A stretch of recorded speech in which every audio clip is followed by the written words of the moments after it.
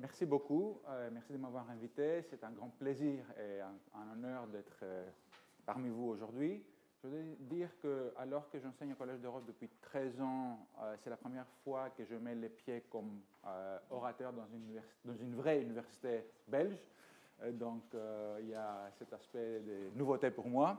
Alors, ce que je vais faire aujourd'hui, c'est que je vais essayer de parcourir les différentes questions juridiques qui sont soulevées par le droit, par l'économie collaborative ou l'économie de partage, sous le droit de l'Union. Et en fait, on est habitué à avoir des images de Uber et d'entendre des histoires de Uber, mais en fait, il y a beaucoup plus dans l'économie du partage. Il y a les transports, évidemment, mais il y a aussi les logements, il y a les services financiers, il y a les services à domicile, il y a plusieurs choses.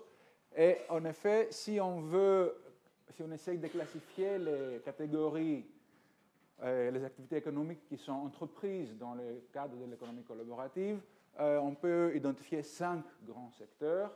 Donc, le transport, le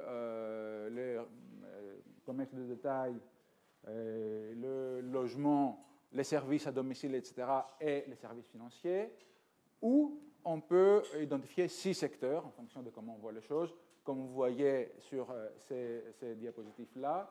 Ce qui est intéressant, et la raison pour laquelle j'utilise ces diapositives, c'est qu'il a été préparé par un techie, par un technicien travaillant à Silicon Valley. Et ça, si vous regardez un peu les petites lettres, ça a été préparé en mars 2014. Puis en décembre 2014, il a dû réviser sa vision de l'économie collaborative comme ça.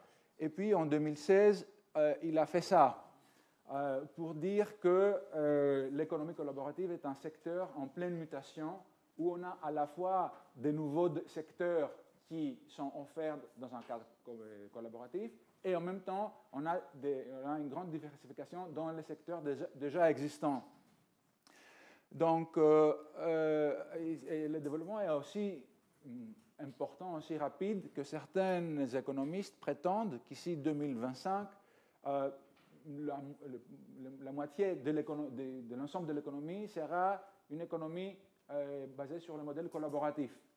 Bon, évidemment, il est difficile de faire des prévisions, surtout si c'est pour l'avenir. Donc, il faut se référer à des données passées. Et les données passées supportent une vision dynamique de l'économie collaborative, parce que vous voyez qu'en Europe, dans ces dernières années, à la fois en termes de transactions accomplies à travers des plateformes collaboratives qu'en matière de revenus générés par ces plateformes, les chiffres presque doublent chaque année. Donc, c'est assez clair qu'il y a un dynamisme trop important dans ce domaine. Quels sont les États européens qui sont les plus actifs dans ce domaine? Bon, je dois dire que l'économie collaborative a commencé aux États-Unis et dans certains pays de l'Asie, et que l'Europe en général est un peu à l'arrière de ce développement. C'est un phénomène qu'en Europe a commencé à prendre des dimensions ces dernières 3, 4, 5 années. Et donc maintenant, l'Europe devrait rattraper les autres dans ce domaine. Quels sont les pays qui sont les avant-coureurs, si vous voulez, dans cette direction? C'est de manière non surprenante le Royaume-Uni et de manière plus surprenante la France. La Belgique, comme vous voyez, elle est au même niveau que l'Italie. Je dis de manière plus surprenante la France. Je vais vous raconter une toute petite anecdote là-dessus, parce que quand je présentais le même sujet à la Sorbonne il y a 2 semaines, par une Française en fait, qui était membre du Conseil du numérique français, j'ai entendu l'anecdote suivante, donc je vous la transmets. Elle a été dite par une Française. Moi-même, j'ai fait des études en France, donc j'aime les Français, je ne veux pas être accusé d'être anti-français, mais donc ce qu'elle avait dit, c'est que donnez-moi une innovation, les Anglais vont faire un marché, les Chinois vont le copier et les Français vont le réglementer. Donc, bon, je reviens sur la question de la réglementation parce que c'est une question récurrente, c'est une question trop importante en matière d'économie collaborative ou de partage. Qu'est-ce que c'est alors que l'économie de partage? C'est une économie, bon, il y a différentes définitions, et selon la définition retenue, il y a il y a des plateformes qui sont considérées comme étant collaboratives alors que d'autres sont exclues et vice-versa.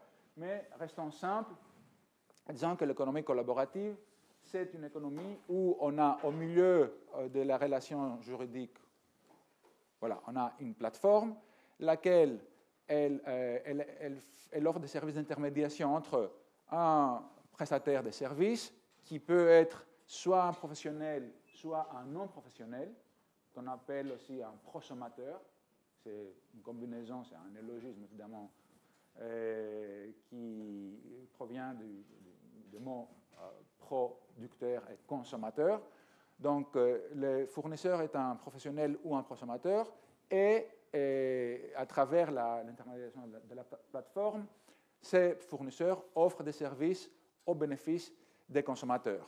Donc, quels seraient les éléments caractéristiques de l'économie de partage?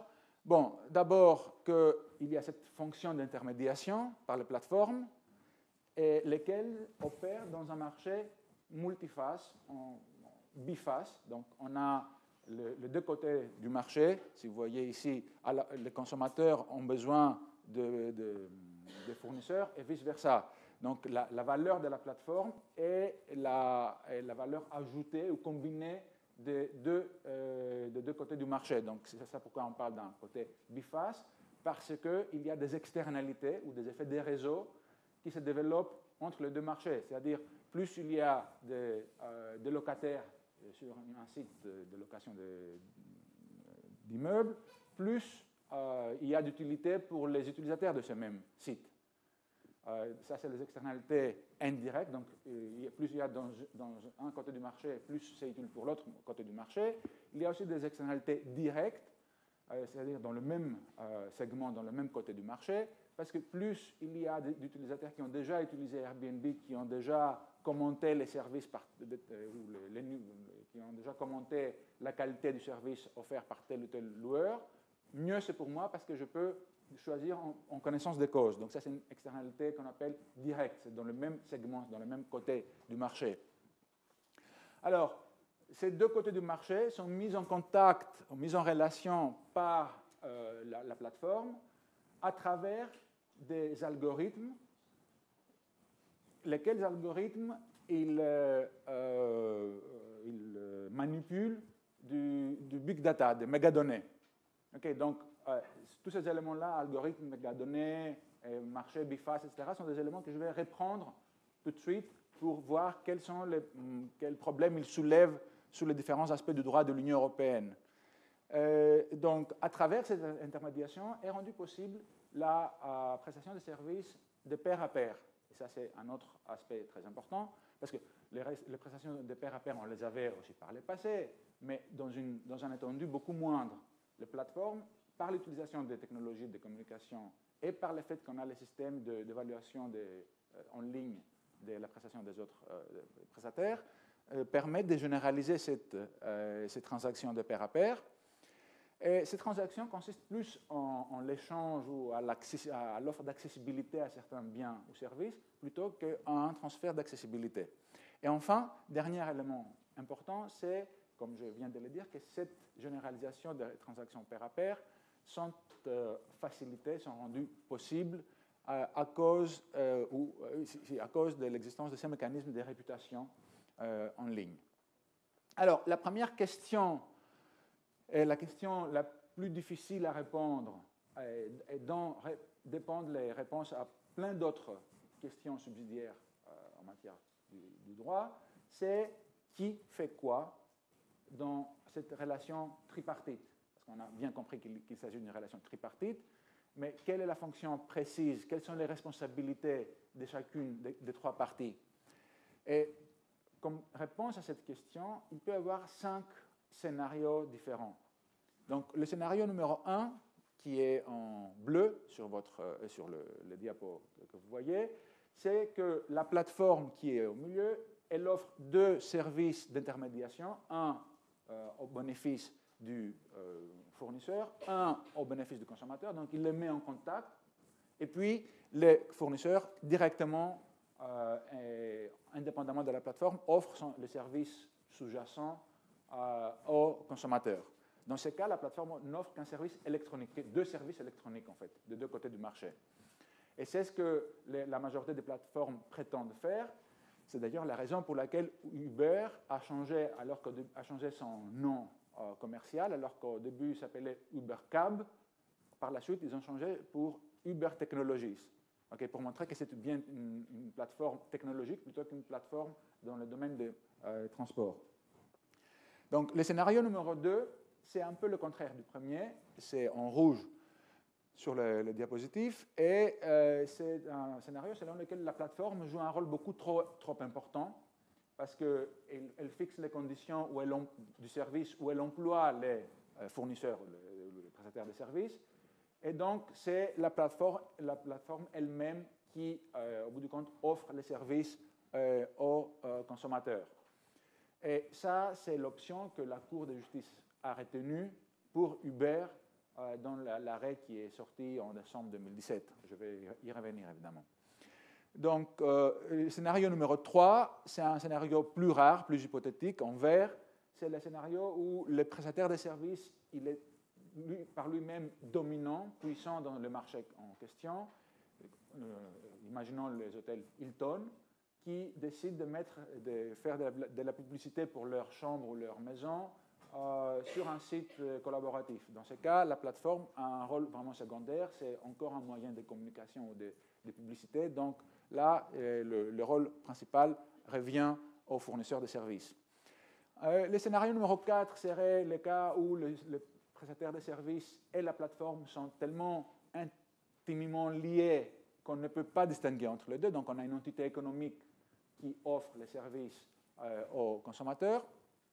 Et le scénario numéro 5, c'est un scénario qui correspond à une situation artificielle, donc réglée par les législateurs nationaux ou européens, selon lequel on adopte une règle de droit qui définit les droits et les responsabilités de chacune des parties dans cette situation tripartite. C'est que ce scénario artificiel dont je vous parle ne relève pas de la science-fiction, puisque dans un autre marché biface, qui est celui des vacances en paquet, des vacances prépayées, on a déjà une directive qui règle les relations entre les parties, les trois ou plusieurs parties en cause. Vous savez, quand vous allez à l'agence de voyage, que vous achetez un avion, plus un hôtel, plus un transfert entre le premier hôtel et le deuxième, donc ça, c'est une situation où vous avez le consommateur, l'agent et tous les autres prestataires. Et ça, il y a une directive qui règle ça. Donc, à l'instar de cette directive, on pourrait imaginer une directive qui règle les rapports entre les trois parties ou plus concernées, impliquées dans cette relation. Alors, directement lié...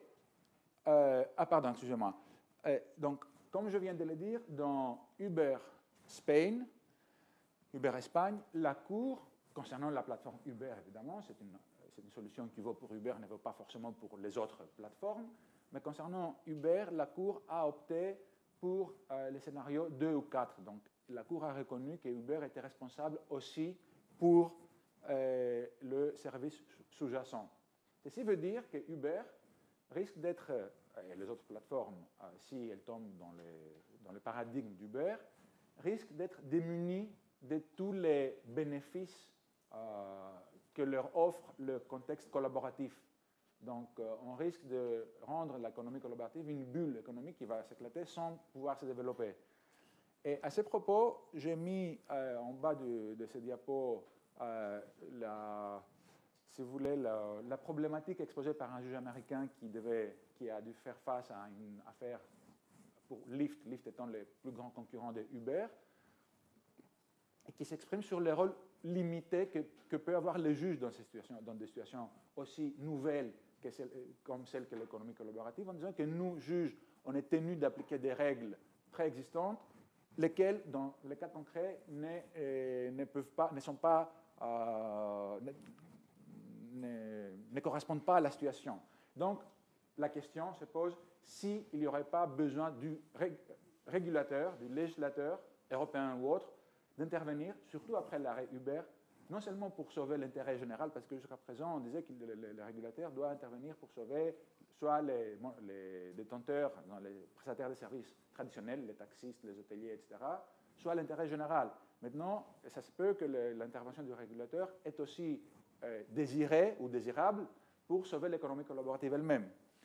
Bon, je reviens à la question des réglementations à la fin de mon exposé. Donc, question juridique intimement liée à la question que je viens d'évoquer, donc qui fait quoi, c'est dans quelles conditions est-ce que les plateformes peuvent avoir accès au marché européen. Et la réponse à cette question est en relation directe avec la réponse que je n'ai pas donnée aux différents scénarios à la question qui fait quoi, parce que si la plateforme est considérée comme offrant un service électronique, donc dans mon scénario 1 de tout à l'heure, la plateforme peut avoir accès au marché sur la base de la directive commerce électronique de 2000. Et vous vous rappelez peut-être que cette directive-là offre un cadre très favorable aux prestataires de services de la société d'information, puisqu'ils peuvent commencer leur activité sans avoir besoin d'autorisation préalable, et ils peuvent, sur la base du fait qu'ils opèrent dans un État membre, ils peuvent offrir des services dans tous les autres États membres. Donc c'est un très beau passeport, la directive commerce électronique, sauf qu'elle vaut seulement pour les plateformes qui offrent des services électroniques. Dans le cas où la plateforme est aussi impliquée dans le service sous-jacent, dans mes scénarios 2 et 4 de tout à l'heure, ce que la Cour a dit à propos d'Uber dans son jugement, dans ce cas, elle ne peut pas venir elle est en dehors du champ d'application de la directive commerce électronique, mais elle peut, si elle a de la chance, essayer d'appliquer la directive service. Évidemment, vous le savez très bien que la directive service souffre d'une série d'exceptions, dérogations, exclusions assez importantes. Et d'ailleurs, il y a plusieurs des activités qui sont exclues de la directive service, qui sont pertinentes en matière d'économie collaborative, notamment les services en matière de transport, en matière de finances, en matière d'emploi, les services sociaux et de santé. Tout ça, ce sont des services qui ont une présence dans l'économie collaborative, mais ils sont exclus du champ d'application de la directive service.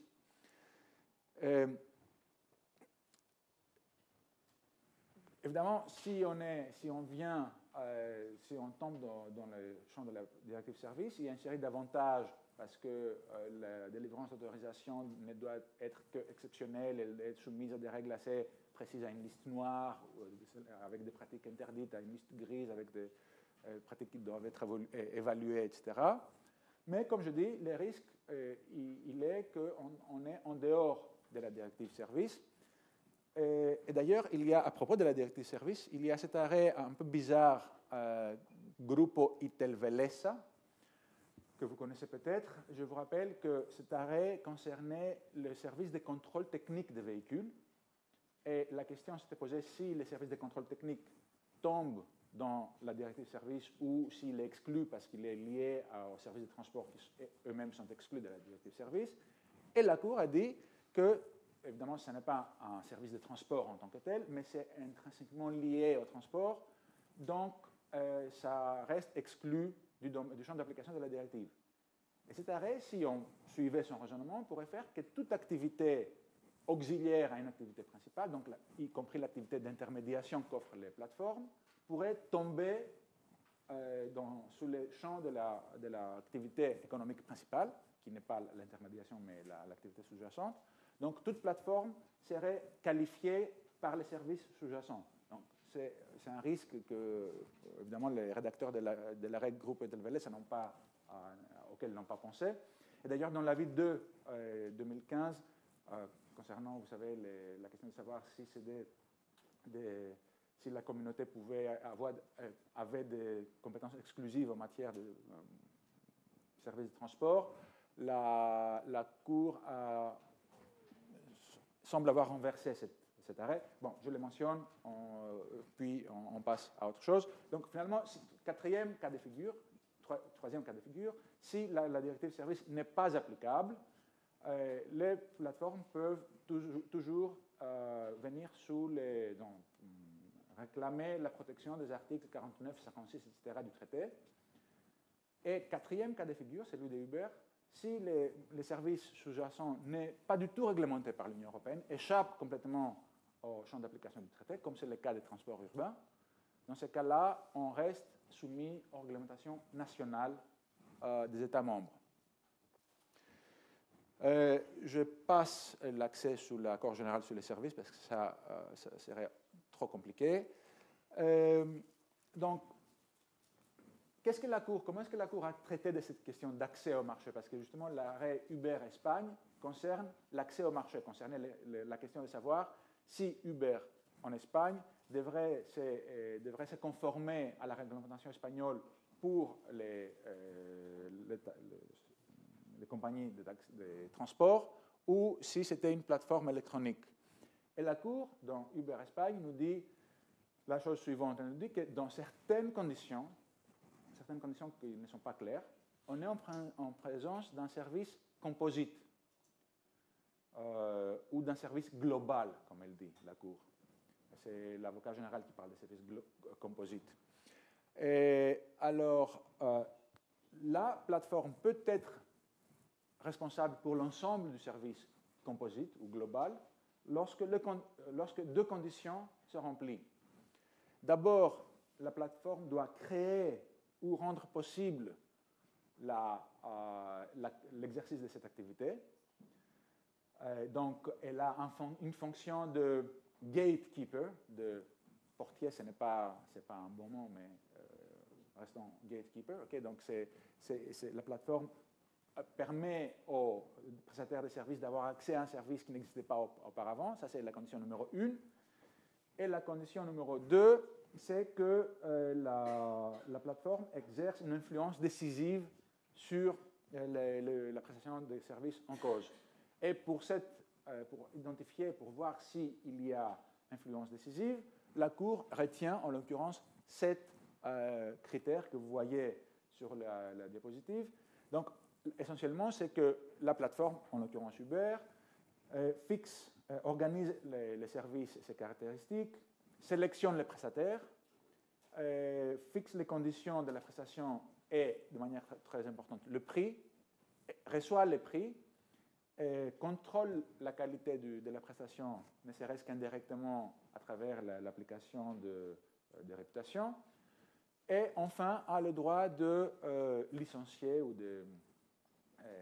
d'enlever de la plateforme les chauffeurs qu'elle juge inadéquats. Donc, c'est ce que la Cour nous dit. Il y a 2 ou 3 choses que la Cour ne nous dit pas. Bon, donc, d'abord, elle ne nous dit pas qu'est-ce que c'est, quand est-ce qu'on est en présence d'un service composite ou global, comme elle dit. Est-ce que c'est le même critère que la plateforme exerce une influence décisive ou c'est un critère qui s'applique en amont en fonction de la nature des activités en question? Deuxièmement, qu'est-ce qu'on entend par cet effet du portier ou de gatekeeper? Ça vaut pour dans l'exemple Uber, ça vaut pour les chauffeurs non professionnels parce que en tant que non professionnel, sans Uber, ils ne pouvaient pas exercer cette activité. Est-ce que ça vaut aussi pour les chauffeurs professionnels qui, de toute façon, même sans Uber, ils pouvaient conduire des clients? Évidemment, c'est un marché différent, peut-être celui de Uber, mais donc la question c'est de savoir quel niveau de nouveauté ou quel type d'accès au marché est-ce que la plateforme doit assurer aux prestataires.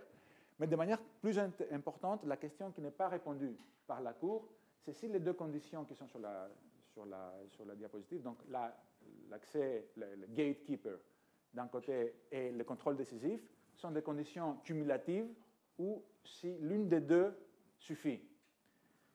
Et la Cour dit que parle de l'effet du portier, et ensuite elle dit de surcroît, la plateforme exerce un contrôle et une influence décisive. Donc, c'est de surcroît n'est pas clair si c'est surabondant ou c'est un argument qui a une valeur égale comme le premier. À mon avis, la Cour devrait utiliser les deux critères ensemble, parce que si elle utilisait seulement le critère du gatekeeper, elle pénaliserait les plateformes innovantes. Ce n'est pas parce qu'une plateforme crée un nouveau service qu'elle offre accès, qu'elle donne des possibilités d'emploi à des gens qui n'avaient pas la possibilité de le faire jusqu'alors, qu'on doit la tenir comme responsable pour l'ensemble du service. Je pense qu'il faut voir les deux conditions ensemble. Mais bon, ça c'est mon interprétation à moi. Donc ça c'est le diapo où je reprends les questions que je viens d'évoquer. Je passe maintenant à un autre domaine. Après avoir vu l'accès au marché, je passe à un autre domaine qui pose problème pour les plateformes. Donc, en matière de droit de plateforme, c'est la protection du consommateur. Parce que vous savez très bien que tous les droits du consommateur européen, donc toutes les directives pour la protection du consommateur, sont basées sur la distinction fondamentale entre commerçants et consommateurs. Donc, ne s'applique pas à des situations pair à pair. Mais justement, comme on vient de le dire, l'économie collaborative rend possible des transactions de pair à pair. Donc, tous les droits de la consommation est inapplicable dans les situations de pair à pair. Et la situation peut être encore plus difficile pour les consommateurs parce que les plateformes elles-mêmes peuvent, en vertu des articles 12, 13, 14 de la directive commerce électronique, être exemptées de toute responsabilité pour l'information qu'elles ont sur leur site si elles n'ont pas si elles font que du hosting ou caching ou elles n'ont pas d'emprise sur l'information concernée. Donc le consommateur risque de se retrouver démuni de toute protection vis-à-vis du prestataire parce que le prestataire n'est pas un professionnel et de la plateforme parce que la plateforme ne contrôle pas l'information qui est produite sur son site. Alors la question qui est trop importante dans ce cas, c'est de savoir quand un prosommateur, quand un non-professionnel devient professionnel. C'est-à-dire, si je loue mon appartement par Airbnb 10 jours par an, évidemment, je ne peux pas être un professionnel. Mais si je le loue 300 jours par an, je fais la même chose que fait un bed and breakfast professionnel ou un hôtel. Dans ce cas-là, je dois être considéré comme un professionnel. Et la question se pose, quel est le seuil? Où est-ce qu'on pose la limite entre un non-professionnel et un professionnel? Et donc ça, c'est une question à laquelle la Commission, dans une communication de 2016, a essayé de répondre avec des indices du type combien de temps est-ce que la personne consacre à l'activité en question, quelle partie de ses revenus provient de cette activité. Mais bon, évidemment, c'est du cas par cas et on ne peut pas être certain à l'avance. Et c'est la raison pour laquelle, à nouveau, certaines personnes, notamment des académiques allemands du droit de la consommation, proposent l'adoption d'une directive plateforme qui fixerait les conditions de responsabilité des plateformes dans cette situation. Pour ce qui est du droit de la consommation, on peut aller un peu plus loin. Vous savez peut-être que le droit de la consommation en européen il a été critiqué comme étant basé sur des préceptes qui ne correspondent pas à la réalité des choses, parce qu'il est basé beaucoup sur la fourniture d'informations pour les consommateurs, et puis les consommateurs soi-disant raisonnablement avisés et attentifs fait le bon choix. Mais les sciences comportementales montrent bien que le consommateur n'est ni raisonnablement avisé, ni très attentif. Souvent, il souffre de biais, bias, et très souvent, il fait des choix mauvais sur la base de l'information qu'on lui donne. Et donc, il y a cette idée que le droit de la consommation devrait être revu. Et si c'est le cas, l'économie collaborative peut être le domaine où l'on peut commencer dans cette direction. Pourquoi? Parce que d'abord, dans l'économie collaborative, notamment quand on a des relations entre pairs, il n'y a pas d'asymétrie d'information à the first place, donc il n'y a pas ce besoin de donner de l'information n'est pas si pressante. D'ailleurs, une grande partie de l'information est fournie aux consommateurs par le ratings, par le classement de réputation. Donc, on n'a pas besoin d'avoir toute l'information réglementaire qu'on a d'habitude selon le droit de la protection du consommateur. Mais de manière plus importante, le droit de consommation traditionnel est basé sur le concept du consommateur moyen. Sauf que, comme je viens de l'insinuer et que je vais expliquer dans mon slide suivant, les plateformes collaboratives, elles font un profiling très détaillé des consommateurs, parce qu'afin de faire le matching, de faire la mise en contact, la mise en relation de demande et de l'offre, elles dessinent un profil très précis de chacun de leurs utilisateurs.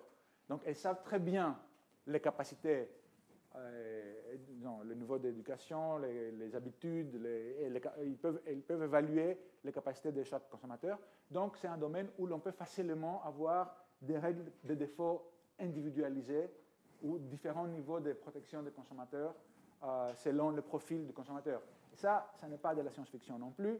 Vous savez que dans la MiFID, donc la directive sur les services financiers, les institutions financières sont obligées par la directive de dresser votre profil en tant qu'investisseur, et en fonction du profil, si vous êtes un investisseur expérimenté ou moins expérimenté, ils vous proposent des services financiers. Donc, l'économie collaborative, on pourrait avoir un changement de paradigme de la protection du consommateur basé notamment sur le profiling.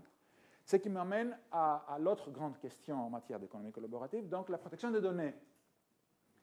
Comme je viens de le dire, les plateformes acquièrent des données. Elles acquièrent des données de toutes sortes, de toutes sources. Elles acquièrent des données parce que nous, on met des données quand on souscrit à leurs services, parce qu'on ajoute des données une fois dans la plateforme, parce qu'on fait des choix, on choisit qu'est-ce qu'on doit manger, on choisit quel type d'appartement on veut louer sur Airbnb, etc. Donc on sait, si par exemple, la dernière fois, j'ai demandé sur Airbnb un appartement avec vue, une cheminée, un jacuzzi, Airbnb a dans sa tête, l'algorithme en fait, a dans sa tête que peut-être que j'ai une nouvelle petite amie et que je vais l'impressionner et que voilà. Et donc la prochaine fois, je vais avoir, déjà sur Airbnb, je vais avoir des appartements avec chandelier et cheminée, mais en plus, j'aurai de la publicité sur des choses plus ou moins intimes. Bon, voilà. Donc, les plateformes, elles acquièrent des données de toutes sortes par mois, par l'utilisation que je fais de leurs applications. Une fois le fait qu'elles insistent sur qu'on installe leurs applications, on les a sur ordinateur, mais elles insistent qu'on installe leur application. Pourquoi? Parce que par ces moyens-là, elles ont accès à nos contacts, à notre géolocalisation, à nos photos, à plein d'autres choses. Donc, ils ont toutes ces données, plus de données qu'elles achètent, parce qu'il y a des courtiers de données désormais. Donc, toutes ces données-là, les plateformes les mettent dans les algorithmes et elles les analysent et procèdent à ce profilage. Et comme je viens d'expliquer, sur ce profilage, elles proposent des appartements romantiques et ou de la publicité personnalisée. Donc, dans ce contexte-là, les données personnelles deviennent une monnaie d'échange, en fait. C'est une marchandise. Elles sont vendues, achetées dans le marché. C'est ce que je donne moi-même, c'est le prix que je paye, c'est la rémunération que je paye pour avoir accès au marché des plateformes. Et donc, cette vision-là, elle est complètement l'opposé de la vision qu'on prend en lisant les traités de l'Union sur le fonctionnement de l'Union européenne, la Charte des droits fondamentaux, la Convention européenne des droits de l'homme, où tous ces textes fondamentaux traitent les données personnelles et la protection des données personnelles comme un droit fondamental. Donc, comment est-ce qu'on combine l'aspect marchand et l'aspect droit fondamental des données personnelles? Ou, pour poser la question d'une autre manière, vous savez que la Cour dans Google Spain a reconnu les droits à l'oubli, c'est-à-dire les droits des sujets de données personnelles à demander l'effacement de leurs données sur Internet. Maintenant, si je payais pour un service que j'ai utilisé avec mes données, Est-ce que je peux toujours demander que ces données soient retirées de la plateforme? Ou est-ce que c'est un droit que je transmets à la plateforme quand j'ai payé avec ces droits? Et qu'est-ce qui se passe avec les parties tierces qui risquent d'être affectées par l'effacement de mes données parce que leurs ratings vont baisser? Donc, je ne sais pas si vous voyez un peu la difficulté des situations juridiques, des questions juridiques qui se posent.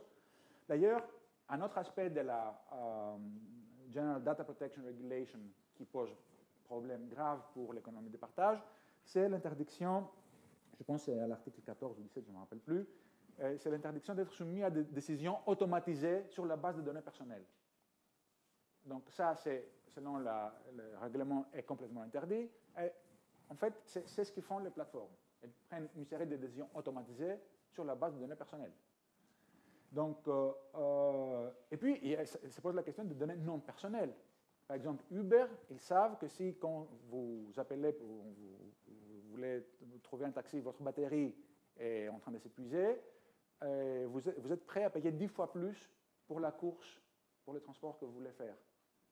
Et donc, ça, c'est une donnée qui n'est pas forcément personnelle. Je ne sais pas, une question, parce que ça provient de notre téléphone, donc je ne sais pas si ça compte comme donnée personnelle ou non personnelle, mais ce n'est pas la donnée à laquelle on pensait qu'elle devrait être protégée de toute façon, mais c'est une donnée qui est utilisée, qui peut être utilisée à l'encontre du consommateur.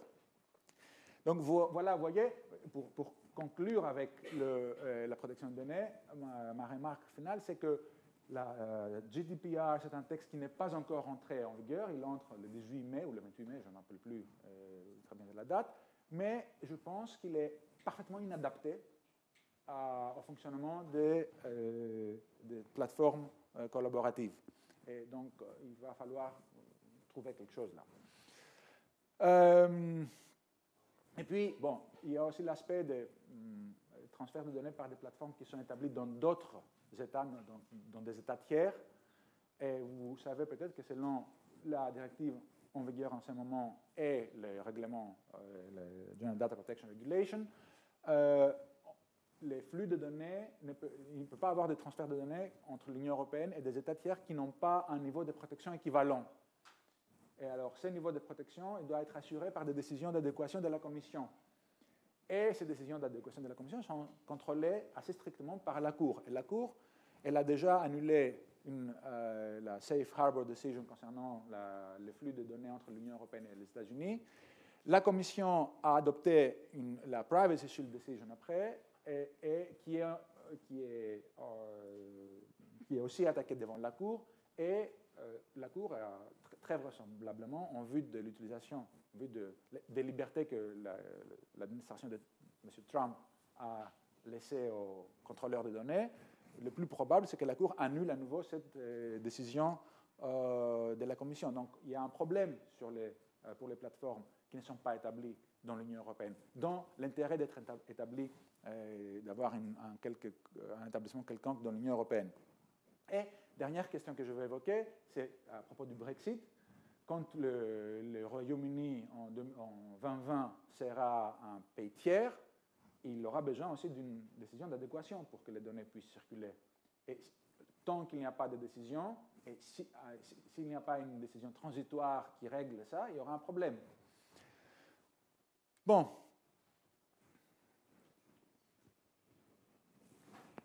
Droit de la concurrence.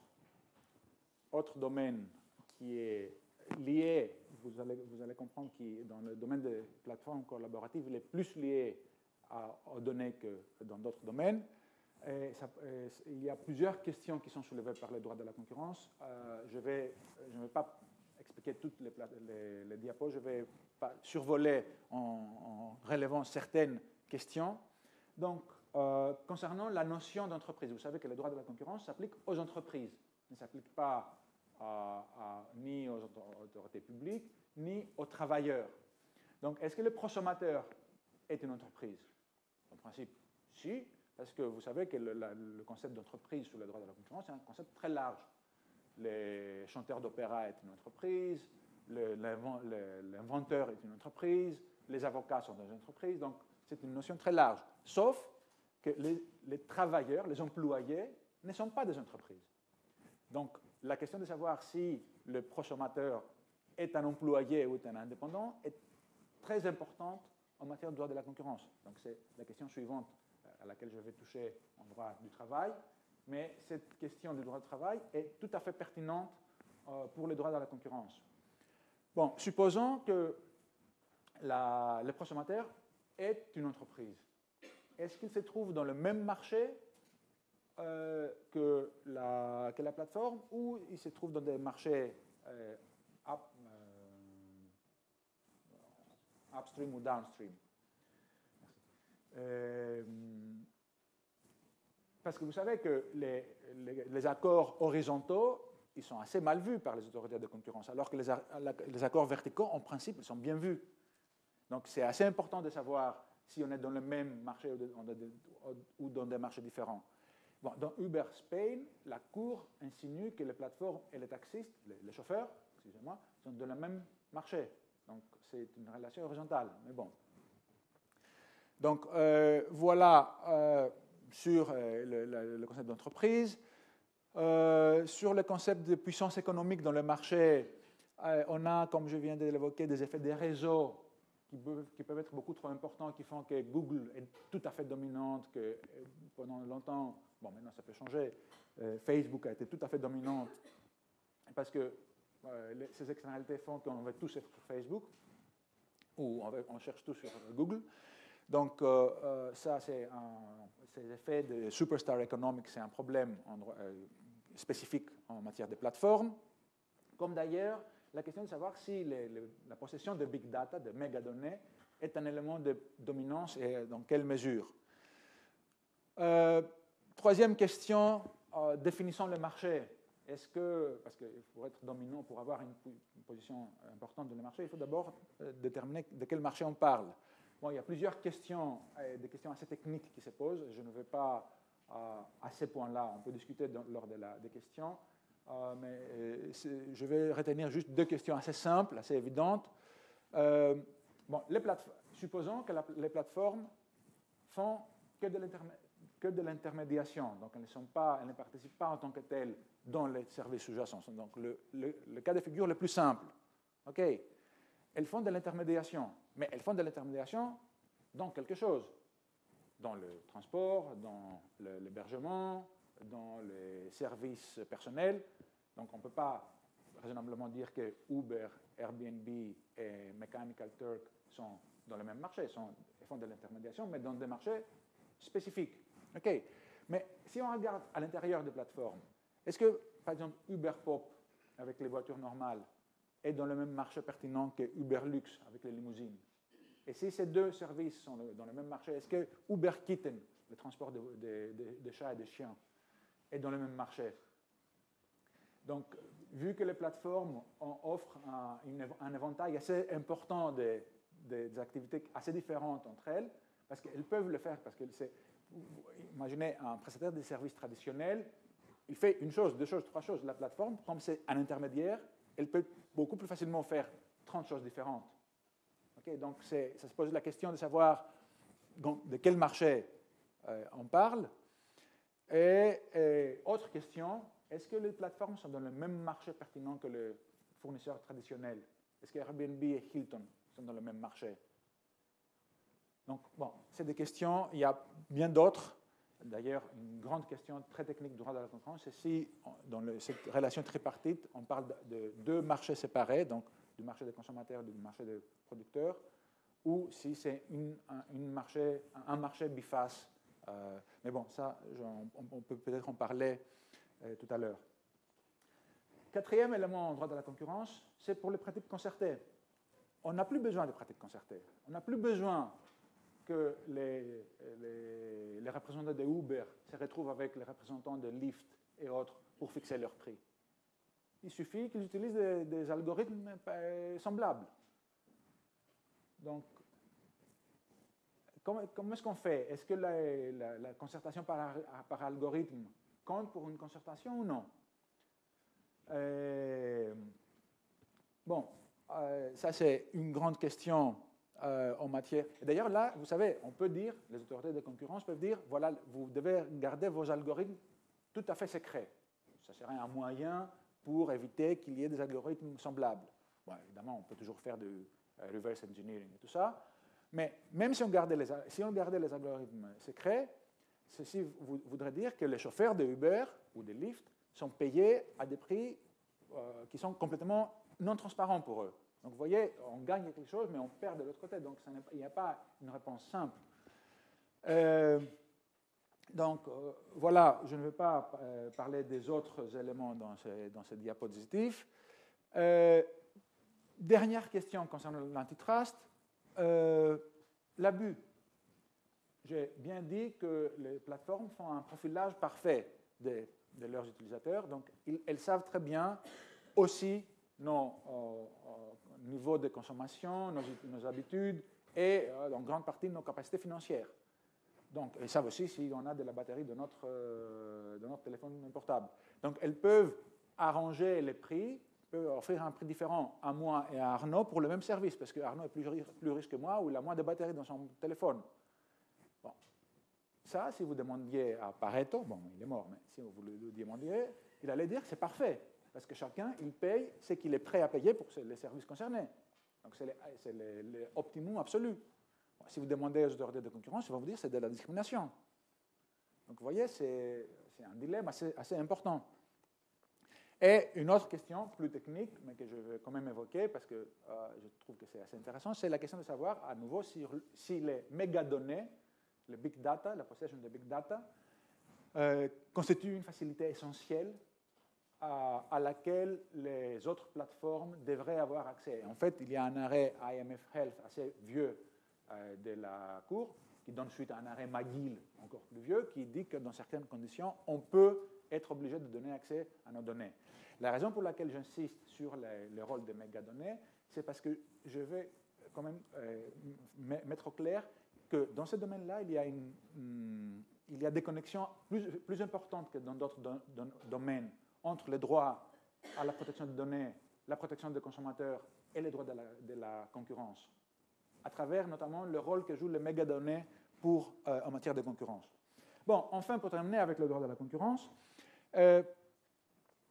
il peut y avoir des aides d'État aussi, parce que le fait qu'Airbnb, ou moi qui loue mon appartement par Airbnb, ne paye pas de TVA, ne paye pas de la taxe d'habitation ou la taxe de visiteurs, et à la limite, maintenant, on commence à payer des taxes sur les revenus, mais même ça, ce n'est pas trop ces dernières années que Airbnb a commencé, dans certaines circonscriptions, de percevoir les taxes et les donner aux autorités fiscales des États.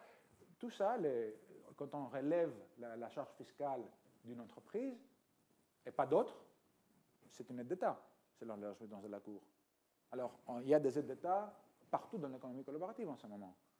Et d'ailleurs, c'est aussi une aide d'État, selon un arrêt assez récent de la Cour, dans une affaire grecque, Eurobank, s'il y a des avantages réglementaires. Donc le fait qu'on peut avoir accès à l'activité sans être autorisé, sans devoir mettre des ressources humaines, financières et autres pour accéder au marché, ça peut aussi être une aide d'État. Donc il y a aussi cette question-là. Bon. Dernier domaine dont je vais vous parler avant de conclure sur le besoin ou non de réglementation, c'est le droit du travail. Je ne vais pas parler de la résolution des litiges parce que c'est un peu trop technique et je vais laisser du temps pour la conversation. Oui, je pense que j'aurai mon heure. Donc, pour le droit du travail, il y a deux aspects de la médaille. Mais d'abord, expliquons un peu la situation. Donc, il convient de distinguer entre les services qui sont complètement digitalisés, qui sont offerts, y compris les services sous-jacents, peut être offerts à distance. Donc, la traduction, le dessin, le codage sont des services qui peuvent être donc l'intermédiaire. La plateforme intermédiaire entre le consommateur et le fournisseur, mais les fournisseurs et les consommateurs n'ont pas besoin de se retrouver. Le service est offert en ligne. Okay. Donc, ces services-là, ces marchés-là sont soumis à une concurrence mondiale, globale. Le même service peut être offert par un Chinois, un Indien et un Belge. Okay. Et puis, il y a donc les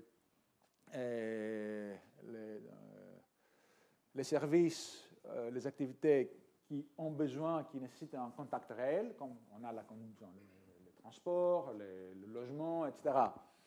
Et donc là, on a une concurrence locale. Et donc, les données disent que quand on est soumis à concurrence globale, l'argent par heure ou par unité que gagnent les fournisseurs de ces services-là est, en Europe ou aux États-Unis, est assez plus basse que la rémunération que gagnent les travailleurs qui font la même chose sur place. Donc, travailler en ligne pour des services qui sont soumis à la concurrence globale, c'est moins porteur d'argent que travailler offline. Okay. Pour ceux qui sont dans les marchés réels, donc qui nécessitent un contact personnel, souvent par heure ils gagnent plus, donc les taxistes Uber par heure ils gagnent plus que les taxistes, sauf que les taxistes Uber ils doivent être disponibles plus d'heures que les taxistes normaux, ils doivent prendre en charge tout ce qui relève de leur voiture, parce qu'ils sont propriétaires de leur voiture, l'entretien, etc. Ils ne sont pas assurés par Uber, n'ont pas de congés payés. Donc, finalement, si on fait l'adaptation, ils gagnent à nouveau le même ou moins que les travailleurs traditionnels. Et la différence étant que Uber ou ceux qui font les dog sitters ou des baby sitters ou ceux qui font qui cuisinent pour autres personnes, etc., ils sont en concurrence constamment pour trouver une nouvelle tâche à accomplir. Donc, ils font de la compétition pour chaque tâche ou pour chaque minute de travail, en fait. Et pour l'instant, la proportion de travailleurs dans le domaine collaboratif est petite. Donc, et pour l'instant, les statistiques qu'on a montrent que c'est surtout un travail additionnel qu'on fait, donc à côté de notre travail réel, ou un travail que font ceux qui sont sans emploi, qui leur donne un peu de revenus. Donc, pour l'instant, l'économie collaborative paraît comme une belle occasion pour les gens qui sont exclus ou qui n'ont pas suffisamment de revenus pour en gagner un peu plus. Le problème est que parce que vous voyez, les données sont un peu, bon, selon ce qu'on compte, on dit qu'aux États-Unis, il y a 0,3 de la population active, ou 9%, en fonction des counts, qui sont actifs dans l'économie collaborative. Et ceux qui trouvent que 0,3 c'est le cas aux États-Unis trouvent qu'en Union européenne, c'est 0,05. Donc vous voyez, c'est une toute petite proportion de la population active, mais qui augmente du jour au jour.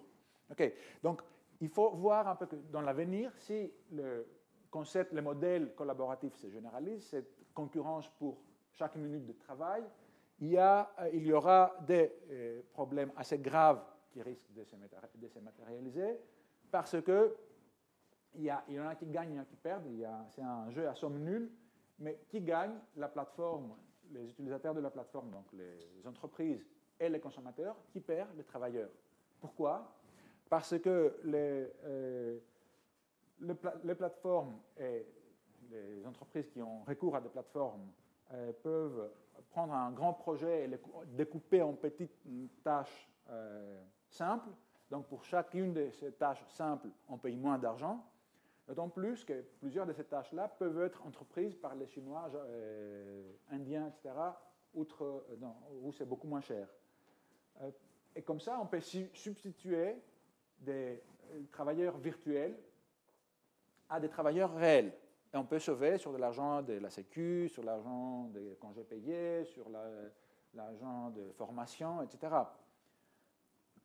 Et en même temps, on peut contourner les conventions collectives, notamment en matière de salaire minimal.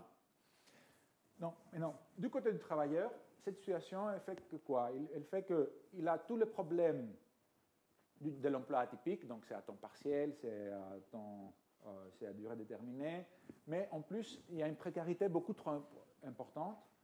En même temps, le travailleur se trouve dans une situation de taylorisme, du méta-taylorisme en fait, parce qu'il fait des tâches répétitives, des tâches simples et répétitives tout le temps, mais sans avoir la stabilité d'emploi dont bénéficiaient les travailleurs à l'époque du Taylor. Il n'est pas géré par des personnes, par des responsables des ressources humaines, mais par des algorithmes qui leur donnent du travail, qui leur prennent du travail, qui les licencient de la plateforme. Et ils sont contrôlés de manière très intrusive, souvent, par des caméras qui sont sur leur ordinateur, par les comptes de clics de la souris pendant l'heure de travail, etc. Donc c'est une situation laquelle, pour les travailleurs, est tout à fait, peut-être tout à fait désagréable et non désirable. Voilà, un bref commentaire sur ce que je dis. Donc, qu'est-ce qu'il en est du droit du travail? La solution est celle auquel plusieurs travailleurs, plusieurs gig workers prétendent, c'est la réclassification, la réqualification, en fait, ils prétendent qu'ils ne sont pas independent contractors, donc ils ne sont pas des travailleurs indépendants, mais que ce sont des employés de la plateforme. Et aux États-Unis, différentes juridictions disent différentes choses, parce qu'en même temps, en appliquant différentes pièces de législation, parce que c'est différent si on applique la législation de travail ou la législation fiscale. Dans l'État de la Californie, c'est différent que l'État de Texas. Donc, il n'y a pas une jurisprudence très cohérente. Dans l'Union européenne, il n'y a pas une jurisprudence très cohérente non plus. On a plus, vous savez, en Union européenne, on est quand même un peu plus sensible aux questions du droit du travail, y compris au Royaume-Uni. Et on a cette affaire assez importante jugée par la Cour d'appel de Londres sur l'affaire Aslam Farrar et autres contre Uber, où la Cour a trouvé en faveur de chauffeurs. Il n'a pas dit que c'était des employeurs, parce qu'au Royaume-Uni, il y a une troisième catégorie. You have independent contractor, worker et employee. Donc, employee, c'est ce qu'on appelle employé. Worker, c'est un statut intermédiaire où on a certains droits, mais pas tous les droits de l'employé. Donc, en Angleterre, ils ont trouvé que c'était des workers. Puis, d'autres juridictions trouvent soit en faveur de plateformes, soit en faveur de travail de chauffeurs. Aujourd'hui, j'ai reçu par Uber, parce que je suis en contact avec eux, j'ai reçu 2 affaires parisiennes qui disent que Uber n'est pas l'employeur de ces chauffeurs. Donc, c'est assez partagé. La question s'est posée à la Cour de justice par un juge belge, mais la question était mal formulée, ou plutôt la Cour n'a pas voulu répondre, c'est la vraie. Elle était vraiment mal formulée. Bon. Étant en Belgique, j'ai voulu sauver un peu l'honneur du pays, mais bon. Donc, la Cour a déclaré le recours, la question préjudicielle inadmissible. Et donc, la question qui se pose maintenant, en vue de l'arrêt en Uber Espagne, c'est est-ce que le fait, parce que vous vous rappelez, en Uber Espagne, la Cour a trouvé qu'il y a quand même une dépendance des chauffeurs vis-à-vis de la plateforme. Donc, est-ce que cette dépendance-là, attestée par la Cour en Uber Espagne, voudrait dire qu'il y a une relation d'emploi? Je pense que c'est une indication, mais la question de dépendance n'est pas la seule déterminante d'une relation d'emploi. Notamment, dans l'arrêt Lawson contre Grubhub, il y a un arrêt américain, mais assez récent, la Cour là-bas a trouvé que ça concernait des livreurs de nourriture, dans des plats préparés, et la Cour américaine a trouvé qu'il n'y avait pas une relation de travail pour plusieurs raisons, notamment parce que les livreurs pouvaient faire du multi-homing. Ils pouvaient travailler pour d'autres plateformes en même temps, ce qui est aussi le cas pour les chauffeurs de Uber. Donc, est-ce qu'on peut être employé de plusieurs? Est-ce qu'on peut avoir plusieurs employeurs en même temps? Je ne sais pas. Donc, Uber Spain, à mon sens, donne une indication de la position que la Cour pourrait adopter, mais on ne peut pas être sûr que la Cour va aller dans ce sens-là. Et l'incertitude juridique qui règne dans ce domaine c'est une raison ça fait plusieurs personnes, le Parlement européen, le House of Law, of Commons en Angleterre, etc., de mettre en avant des idées soit de créer une nouvelle catégorie entre les deux catégories, entre employés et travailleurs indépendants, donc un entrepreneur dépendant, soit au moins de créer un compte de sécurité sociale personnel pour chaque travailleur dans l'économie de partage, à laquelle contribuerait chaque plateforme pour chaque tâche entreprise par ces travailleurs gig workers. Bon, dernière question, ma conclusion en fait, est-ce qu'on a besoin de réglementer l'économie du partage en ce moment?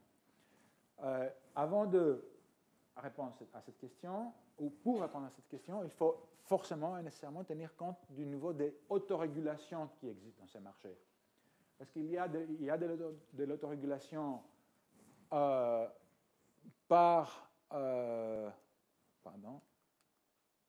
il y a de l'autorégulation avant pour la mise en place de la plateforme, parce que par exemple Uber fait des background checks avant d'inscrire ses chauffeurs, donc qu'ils ont le permis de conduire, qu'ils ont un casier judiciaire blanc, etc. Et puis surtout, c'est par les évaluations de réputation que les plateformes assurent une autorégulation et assurent une qualité convenable de leurs services. D'ailleurs, comme je viens de l'évoquer, c'est la manière par laquelle les plateformes réussissent à convaincre des gens qui ne se connaissent pas à se faire confiance les uns aux autres et à se partager des voitures, des lits ou des chambres de lits. Donc, c'est un facteur très important qui ne peut pas être négligé. Évidemment, l'autorégulation par les plateformes n'est pas toujours suffisante parce qu'elle est biaisée, elle peut être manipulée, elle évalue seulement les aspects visibles, d'où la question si est-ce qu'on doit réglementer l'autorégulation, ça au niveau disons, top-down ou par de l'autorégulation elle-même. Bon, pour conclure, mon dernière diapositive, est-ce qu'il faut réglementer l'économie de partage ou non? Je pense que 3 ans avant, on aurait dit non. Maintenant, je pense que la plupart des gens seraient, y compris les plateformes, surtout après l'arrêt Uber Spain, y compris les plateformes, seraient en faveur de quelques types de réglementation. Maintenant ou plus tard, maintenant je pense que c'est le moment, utiliser et élargir les règles déjà en place ou mettre en place des règles nouvelles adaptées à la nouvelle réalité. Je pense qu'en matière de droit de la concurrence, on n'a vraiment pas besoin de règles nouvelles, il suffit de les interpréter de manière un peu plus créative. En matière de droit du travail, peut-être qu'on a, ou en matière de droit de la consommation, peut-être qu'on a besoin de voir ça de manière différente, mais je n'ai pas des idées trop fixes là-dessus. Quel type de réglementation est-ce qu'il faut favoriser? Réglementation ex ante, basée sur des autorisations et des contrôles en amont, ou ex post, basée sur un régime de responsabilité et d'assurance pour les problèmes qui surgissent après coup? Ascendante, top-down ou bottom-up? Pardon, le contraire, vous avez compris. Ou collaborative. Je pense que collaborative, les plateformes doivent être vues comme partie de la solution, non seulement comme partie du problème, mais puis la question qui se pose, c'est avec les plateformes, qui d'autre est-ce qu'on invite à la table pour discuter? Quelle plateforme? Est-ce qu'on invite les fournisseurs traditionnels? Est-ce qu'on invite les autorités locales? Bon, voilà, c'est une question de participation. Au niveau local, national ou supranational, bon, certainement, je pense qu'il y a une combinaison de choses.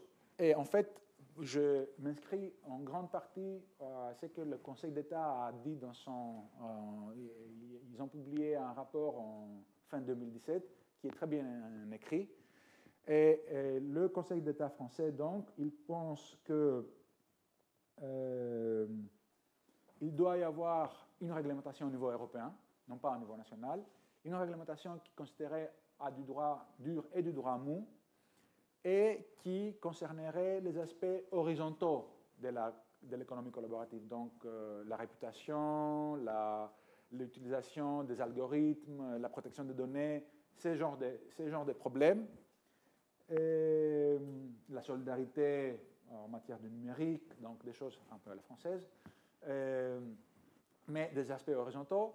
Et puis, ce que le Conseil d'État ne dit pas, mais qui est inévitable, c'est qu'on ne peut pas quand même éviter les réglementations au niveau local, parce que si telle commune pense que cet endroit est un quartier résidentiel ou tel autre endroit est un quartier commerçant, etc., on ne peut pas empêcher par des réglementations européennes que des aspects des activités économiques soient régis au niveau local.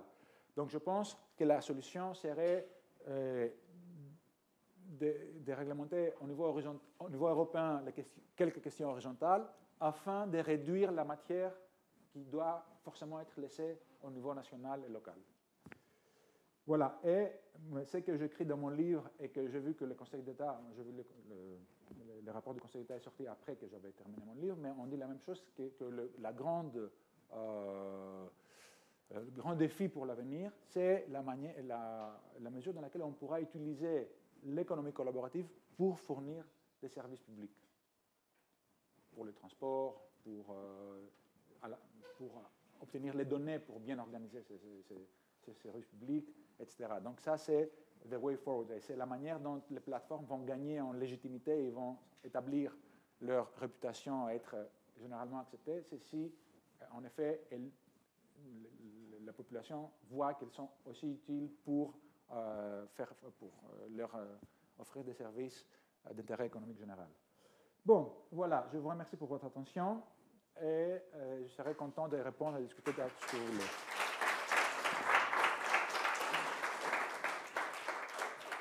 Oui.